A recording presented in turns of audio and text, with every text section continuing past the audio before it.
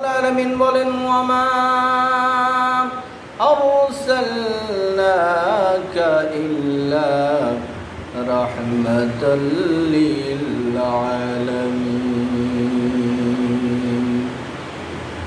আল্লাহ পাক তার নবী মুহাম্মদ মুস্তাফাকে ডাক দিয়ে বলেন, হাবিব, আমি আপনাকে জগতের রহমত হিসেবে প্রেরণ করেছি।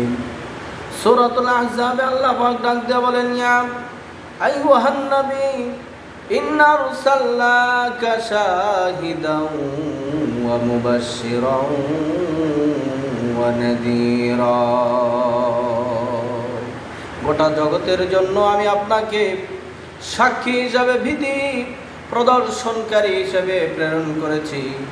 উম্মতদেরকে দেখাশোনা দেখভালের দায়িত্ব দিয়া যুগে যুগে আমি অসংখ্য নবী পাঠিয়েছি। আখিরি জামানার পয়গম্বর হিসাবে নবী আপনাকে দুনিয়ার জগতে পাঠিয়েছি। শুধু দুনিয়াতে নয়, তামাম আলমের রহমত হিসাবে আমি আল্লাহ আপনাকে দুনিয়াতে পাঠিয়েছি।